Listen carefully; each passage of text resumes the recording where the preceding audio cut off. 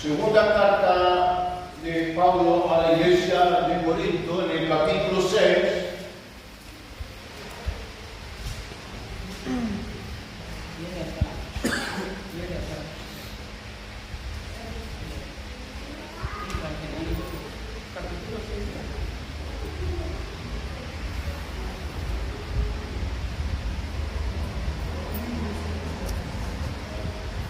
La semana pasada hablé acerca de la salvación y lo único que puede servir de evidencia y de asegurar que somos salvos.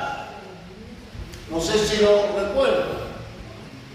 Dijimos que había quienes extremaban algunas posiciones doctrinales diciendo que Dios no se escoge y que somos predestinados para, pero en realidad podríamos estar sentados aquí preguntándonos si realmente somos escogidos o no. Otros extremos su posición diciendo que debemos actuar, trabajar, purificarnos y ser buenas personas para tratar de ser salvos. Ambas posiciones no nos sirven como evidencia para saber si somos salvos. Dijimos, apoyado en la palabra, entonces el Evangelio de Juan, el capítulo 6, verso 37, que la única evidencia para asegurar de que somos salvos es que la Biblia dice: el que viene a mí, yo no le echo fuera. Esa es la única evidencia. El que viene a Jesús, Él no le echa fuera. Gloria a Dios. Pero entonces hoy día nos tenemos que preguntar: ¿y qué hay después de ser salvos? Somos salvos, hemos venido a Jesús, Él nos ha recogido, nos ha aceptado, nos ha recibido, nos ha perdonado, pero ¿y qué más hay después de ser salvos? Entonces, viene una pregunta interesante aquí. ¿Debemos los creyentes ocuparnos por nuestra santificación? ¿Debe un creyente trabajar para santificarse? ¿Debe un creyente vivir una vida comprometida con la santificación? ¿Es bíblico hablar de que nosotros deberíamos preocuparnos, trabajar y esforzarnos por una vida de santidad? Hay algunos que dicen que no. Hay algunos que dicen que los creyentes, una vez en Cristo, todo está preparado y pase lo que pase, ocurra lo que ocurra, si está en Cristo entonces ya no importa.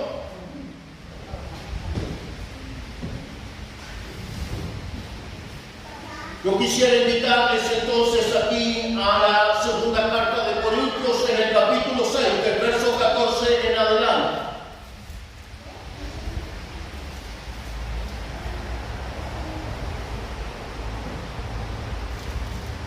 Segunda de Corintios, capítulo 6, versos 14. Este es un texto recurrente y vamos a aprovechar de darle su pasadita también, porque lamentablemente ha sido muy mal aplicado este texto. Leo en el nombre del Señor: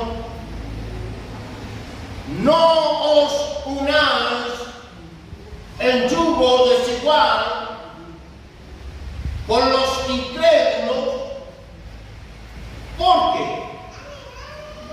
¿qué compañerismo tiene la justicia con la injusticia?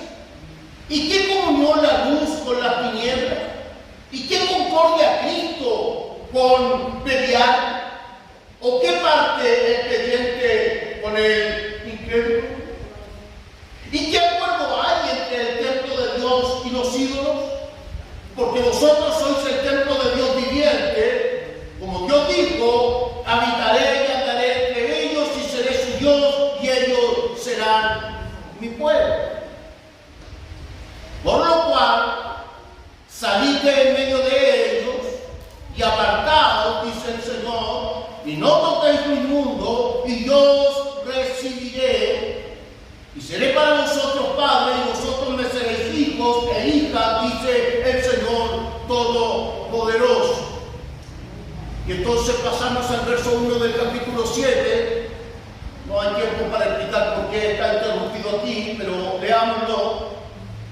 Así que, amados, puesto que tenemos tales promesas, limpiémonos de toda contaminación de carne y de espíritu, perfeccionando la santidad en el temor de Dios. Padre Celestial, te damos muchas gracias por la lectura de tu palabra esta mañana. Quiero pedir, Señor, que nos ayude, nos auxilie para poder predicar esta palabra. Permite que esta palabra pueda entrar más allá del oído, que no solo sea racionalizada en nuestra mente, que no solo sea pensada, sino permite que esta palabra también pueda tener un impacto en lo profundo de nuestra alma, de nuestro espíritu, de nuestra esencia espiritual, que nos conmueva, Señor, a tomar decisiones importantes, Señor, para nuestra vida cristiana. Gracias te damos, Señor, por esta palabra en el nombre de Jesús. Amén.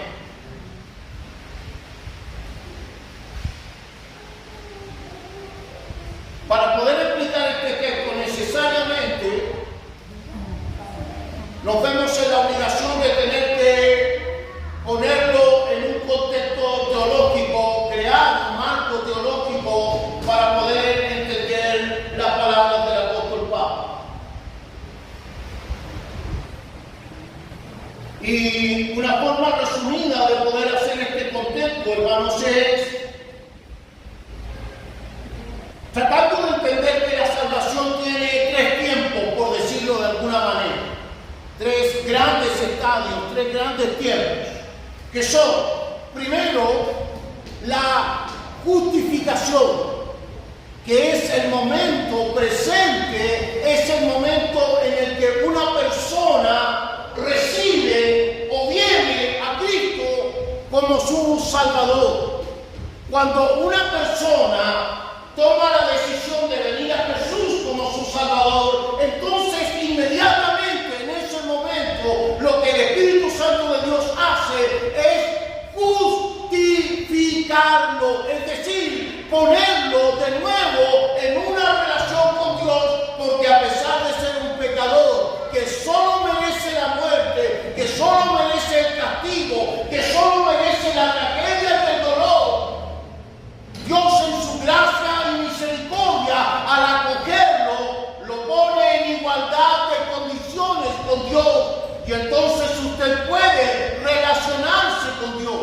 Eso es la justificación, de lo cual ningún ser humano tiene parte, porque nadie por mérito se puede justificar. Somos justificados por su gracia.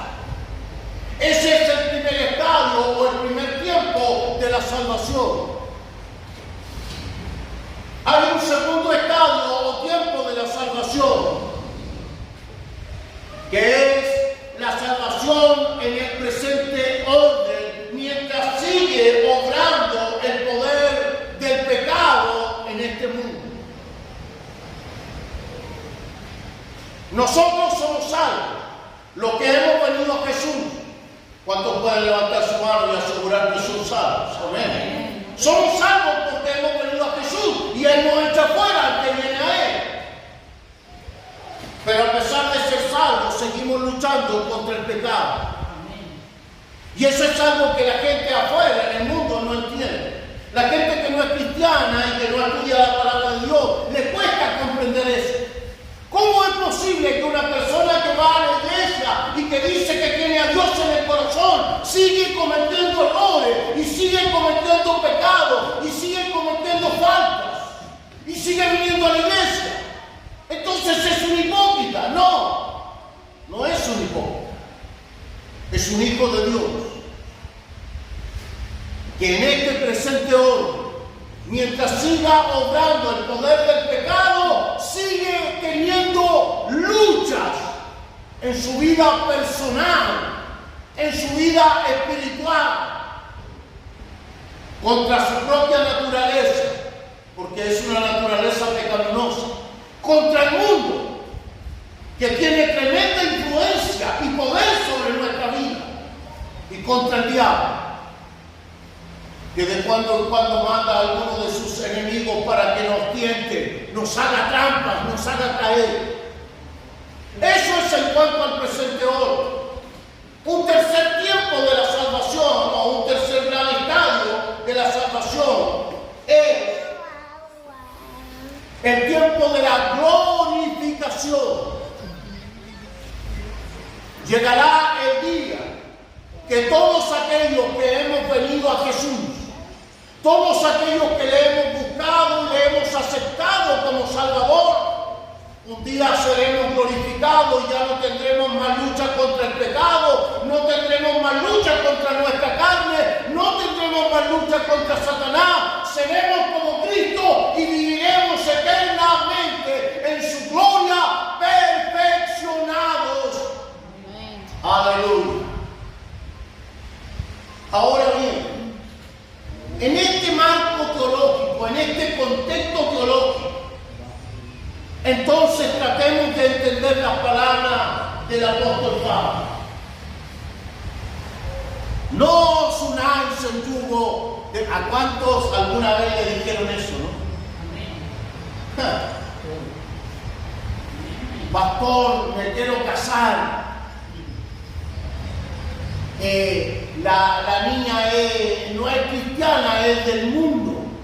¡No! ¿Cómo se te ocurre, Eliezer? Por Dios, no. No puedes unirte en yugo. Bueno, tengo que decirle algo. Eso está muy mal aplicado. No es lo que Pablo está tratando de decir. Lo cierto si se la perdió o se lo perdió. Pero ese consejo del pastor no estaba muy atinado. Porque mire, piensen en esto. Si se tratara de eso este texto, entonces también tendríamos que decir que no hay que ir al trabajo, que no hay que ir al cine, que no hay que hacer deporte con los mundanos, que no tenemos que hacer negocios con la gente, que no tenemos que hacer contratos de arriendo con quien no sea cristiano. Entonces al final nuestra vida se convertiría en una especie de claustro, ¿cierto? Y no podríamos tener contacto con la gente de afuera o del mundo, o no cristiano. Y Pablo no enseña eso, al contrario. Pablo dice que debemos tener compasión y siempre estar en contacto con los de afuera, hablándoles de Cristo. Por lo tanto, hay que poner en contexto esta palabra de no os unáis en yugo desigual con los incrédulos. ¿Por qué razón Pablo escribe esta carta, la carta a los Corintios? Le escribe porque en realidad la iglesia de Corinto había sido bastante cruel con el apóstol Pablo, incluso lo habían echado de la iglesia. Le habían dicho, no queremos que usted sea el apóstol de esta iglesia porque usted trabaja. Debe ser por eso que los apóstoles ahora no trabajan. Pero eso es otro tema para otro sermón. Y usted no es un verdadero apóstol, usted, gracias amigo, no es un verdadero siervo de Dios y entonces no lo queremos aquí. Además usted es malhablado, es muy duro con su doctrina y váyase de la iglesia. Entonces Pablo se tuvo que ir. Sin antes decirle, miren ustedes, aceptan la inmoralidad dentro de la iglesia.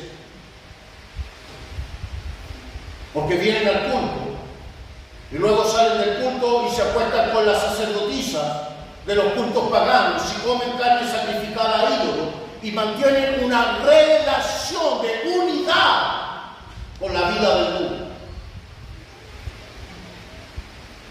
Cuando Pablo le toca escribir esta, que en realidad no es la segunda carta sino la tercera, porque hay una carta entre medio que se perdió, entonces le cuentan a Pablo que los corintios se han arrepentido y se han dado cuenta que en realidad el apóstol Pablo era un buen apóstol, un buen pastor, pero ellos lo habían tratado mal, pero ahora se arrepintieron. Y entonces Pablo le escribe esta carta. Miren, si usted va al capítulo 2, en el verso 9 y 10, se va a dar cuenta que hay razones por las cuales Pablo de la carta.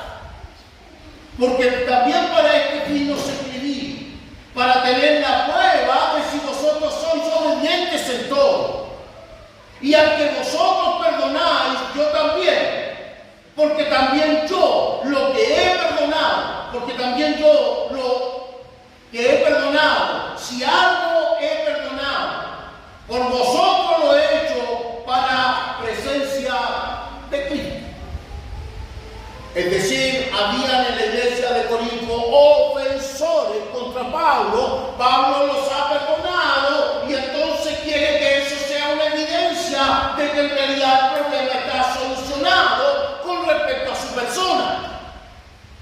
Pero hay algo que los corintios no han solucionado.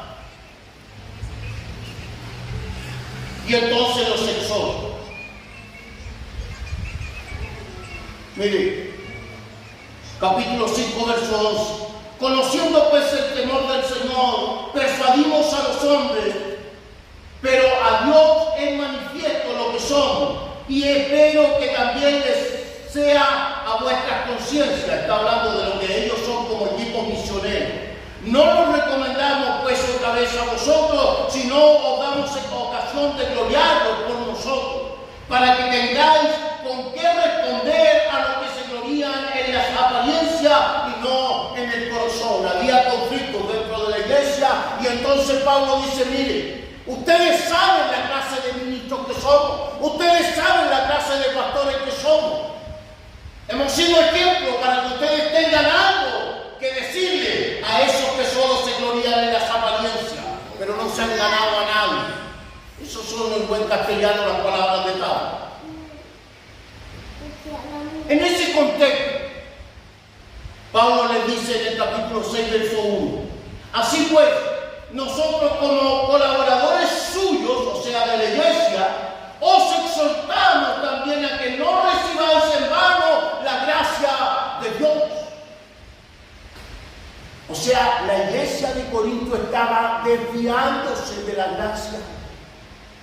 La iglesia de Corinto estaba viviendo una doble vida espiritual.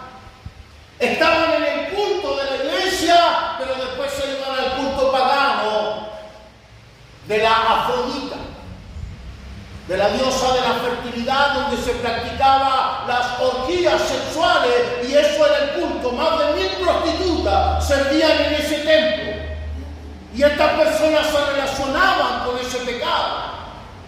En ese contexto Pablo le dice, no os unáis el yugo desigual,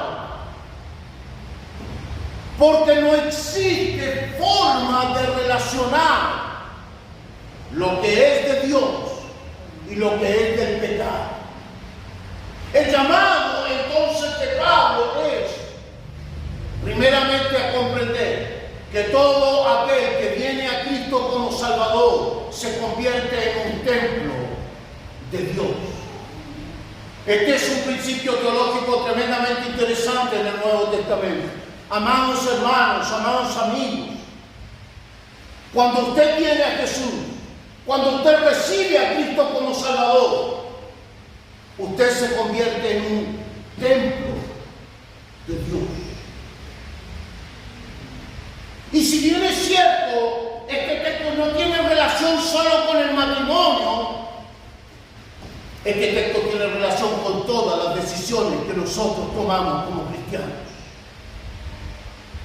Escúchame bien. Si alguna decisión de nuestra vida, cualquiera sea, una entretención, un juego, un deporte, un artista, un grupo de música urbana. ¿Te gusta la música urbana, amigo, no? El rap y todo eso. Vico sí, ¿has escuchado Vico sí o no? ¿Sí? Tú sabes que se convirtió a Cristo. Que se convirtió a Cristo y que es nuestro hermano, que es parte de la iglesia. Tremendo Vico sí. Tiene un tema a su padre ahí potente, donde se arrepiente de todas sus maldades y le confiesa que su padre siempre estuvo allí con él. Muy bueno. Mire, si cualquier decisión, un artista, el baile, la fiesta, el alcohol, la droga, el deporte, cualquier decisión, se convierte en el centro de nuestra vida, escúcheme bien, se convierte en el centro de nuestra vida, entonces nos estamos uniendo en yugo desigual. No se trata solo del matrimonio, es más potente que eso. Porque si algo se convierte en el centro de nuestra vida y se convierte en el elemento de nuestra felicidad, entonces ya no es Cristo el centro de nuestra vida. Entonces lo que dice Colosenses no tiene sentido. Que Cristo ha venido a ser la esencia de la creación, que por Él y para Él fueron hechas todas las cosas y que Él es la cabeza de todo y Él mora en nosotros. El centro de nuestra vida es Cristo. ¿Para cuánto esta mañana el centro de la vida es Cristo? No es el trabajo, no es el dinero. Ay, no, pero es que el pastor, es que tengo una posibilidad tan buena, fíjese que me puedo ganar una platita ahí. No. Hermano, el centro de nuestra vida, la esencia de nuestra vida es Jesucristo. Personas que han sido capaces de decir no un domingo en la mañana, no voy a ir al trabajo, no voy a ir al deporte, no voy a ir a la fiesta porque tengo culto. Y eso es lo más importante en mi vida. Esas personas han llegado a triunfar. Un gran exponente del cine en Estados Unidos fue obligado a trabajar en domingo. Y él dijo no lo haré. Ese domingo, mientras grababan, ocurrió uno de los accidentes más grandes en Hollywood. Murió gente. Él tuvo la oportunidad de llevar un mensaje de consolación, porque venía de la iglesia. Hay que aprender a decir no, hermano, a las cosas que nos apartan del Señor. Hay que aprender a decir no a las cosas que comienzan a tomar dominio de nuestra vida. Cuando la música toma dominio de nuestra vida, cuando los amigos toman dominio de nuestra vida, cuando la pertenencia a un grupo, a una pandilla, a una asociación especial de arte, cuando el alcohol, la droga, la comida, el cine, la entretención, los hijos. Cuando los hijos se convierten en el centro de nuestra vida, entonces estamos mal. El centro de nuestra vida es Jesucristo. Por ahí cantamos: el centro de todo eres tú. Aleluya. Entonces lo primero que el apóstol Pablo nos dice es que nosotros somos templo de Dios y que por lo tanto el templo de Dios no se puede contaminar. Hermano amado, hermana amada, no se contamine. No se contamine. No deje que las cosas que no son buenas, que no son sanas, que no edifican, que no construyen, hagan vida en usted y se conviertan en el centro de su vida. Lo segundo que el apóstol nos plantea aquí es que nosotros somos llamados a un acto responsable,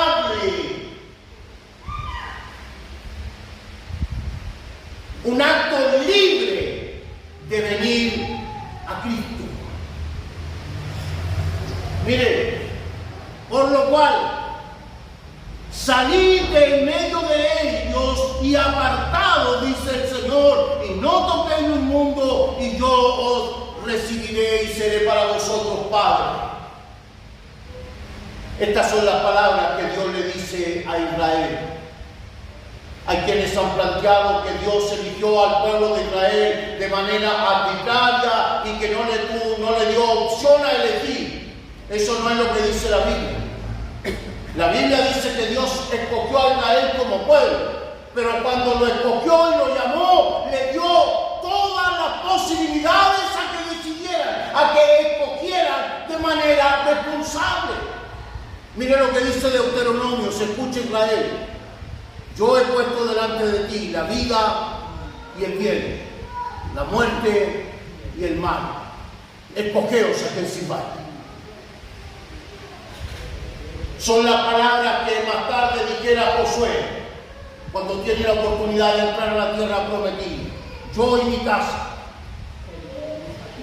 mi casa serviremos a Jehová. Nuestros padres sirvieron a dioses paganos. La tierra donde vamos a entrar está llena de cultos paganos, pero yo y mi casa serviremos a Jehová.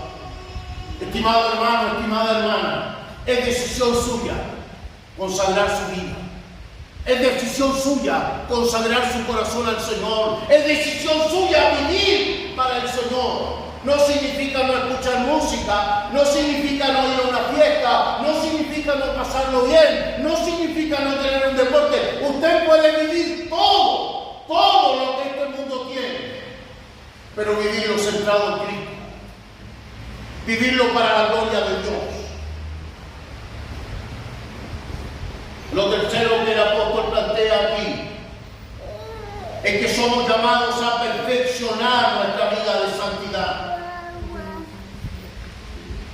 Así que, amados, puesto que tenemos tal promesa, limpiémonos de toda contaminación de carne y de espíritu, perfeccionando la santidad en el temor a Dios. Me gustaría, por favor, invitarle a que dé una miradita a Primera de Tesalonicenses, hermano, por favor.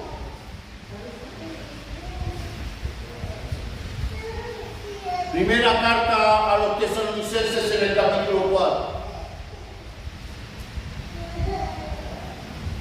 Versículos 7 y 8.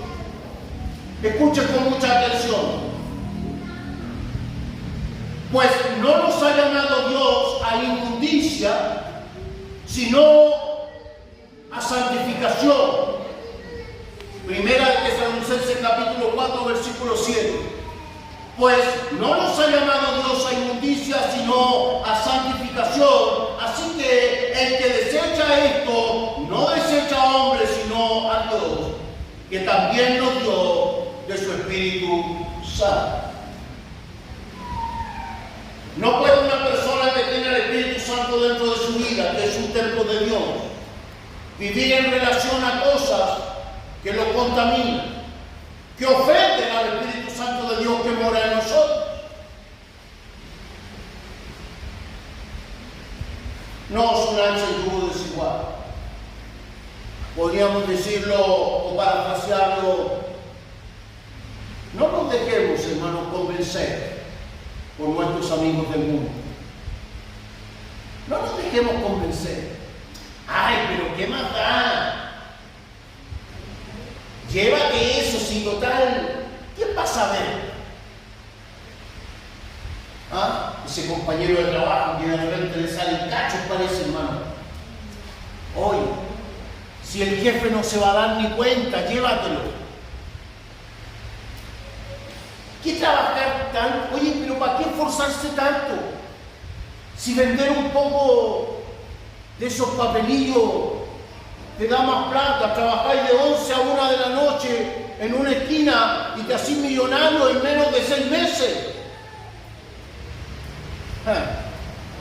Oye, pero salgamos y nos hacemos de algo por ahí, pues, lo robamos, es más fácil.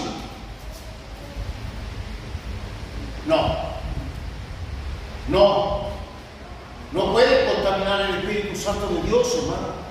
No puedes traicionar lo que está dentro tuyo. Eres templo de Dios. No te unas al yugo desigual, más bien trabaja, esfuérzate. No puedes ser parte de una vida de inmundicia.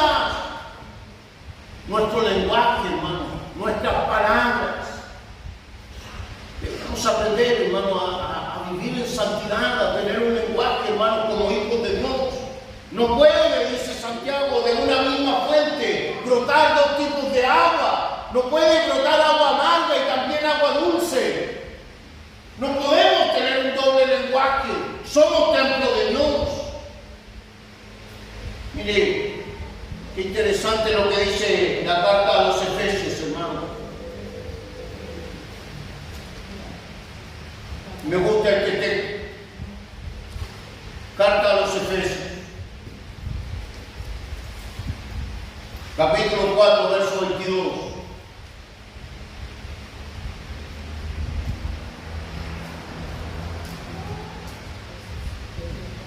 Se trata de personas que vinieron a Cristo.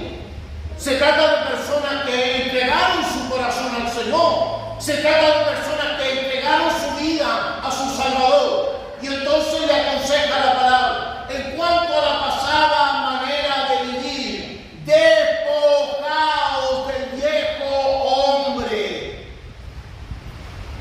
Despojaos. Sáquense el viejo hombre, hermano. Sáquenlo. No dice que Dios lo va a sacar. No dice que el Espíritu Santo lo va a sacar. No dice que la oración la va a sacar. No dice que el ayuno lo va a sacar. No dice eso. Dice, despoja ustedes, nosotros, yo, debo despojarme, debo botarlo, debo sacarlo. ¿Cuántos de nosotros aprendimos a convivir con el viejo hombre?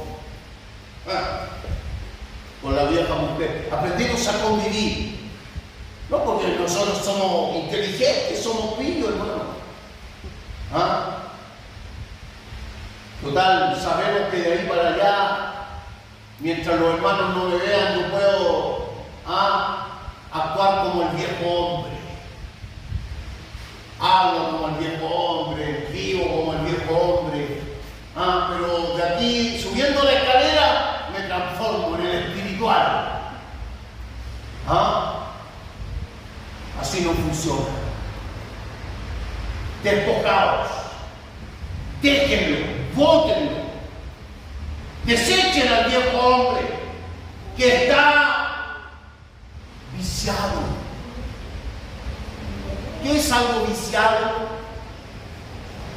Es algo que está acostumbrado, que ya tiene esa forma, que no va a cambiar, está viciado, está entrampado en esa manera, no deja de actuar de esa forma. Entonces despojaos del viejo hombre que está viciado, conforme a los deseos engañosos. Es interesante el griego de esta palabra aquí, hermano, porque lo que dice el texto aquí es que el viejo hombre nos hace trampas. Nos hace trampas, es decir, nos engaña para que nosotros caigamos en su juego. Y luego hay una recomendación: renovaos en el espíritu de vuestra mente, nuestra manera de pensar las cosas, nuestra manera de entender las cosas. Me gustaría poner énfasis en esto, hermano.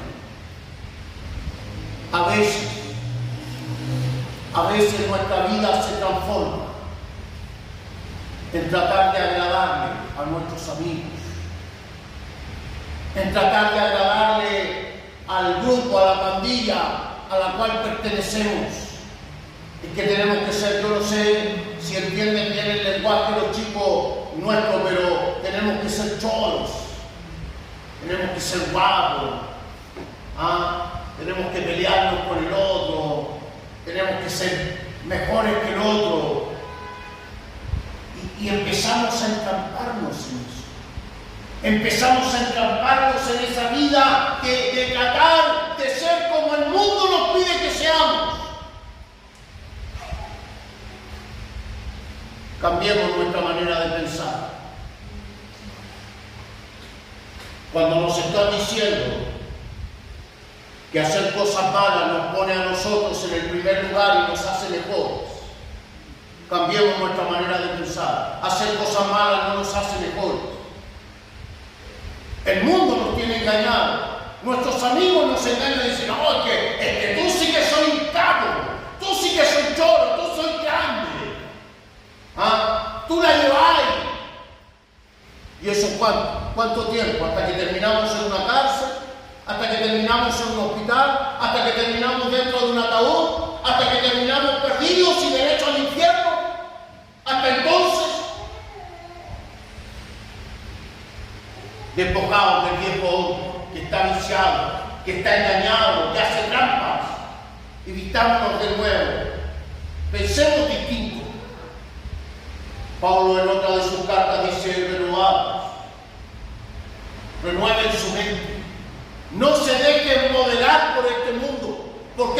mundo finalmente nos va a traicionar hasta que nos hunda, porque es un mundo dominado por Satanás, el diablo, y por el pecado. Y el pecado lo que quiere es destruirnos, acabar con nuestra vida, acabar con nuestro ser. Terminar esclavos de una droga, de un vicio, del alcohol, destruyendo nuestro hogar, destruyendo nuestra familia, destruyendo a nuestros hijos o abandonándolos. Eso es lo que el mundo quiere, eso es lo que el pecado quiere, eso es lo que Satanás quiere de nuestra vida. Que terminemos totalmente destruidos. Cristo es salvación, no solo para la eternidad, es salvación para nosotros aquí y ahora, dándonos una mejor vida, dándonos una mejor relación, ayudándonos a tener una vida mejor en nuestra familia, en nuestro hogar. ¿Cuántos de nosotros fuimos engañados por el pecado? ¿Cuántos de nosotros vivimos tantos años engañados por el pecado? Y hoy día desearíamos con todo nuestro corazón poder volver atrás y no cometer aquellos errores que causaron tanto daño. ¿Cómo nos gustaría borrar nuestro pasado que hizo tanto daño? Esta es la oportunidad. Vístase del nuevo hombre y de la nueva mujer, santifique su vida, consagre su vida al Señor. Deje el pecado, venga aquí, tome una decisión por su salvación y cambie el futuro de su vida. Que el Señor nos bendiga.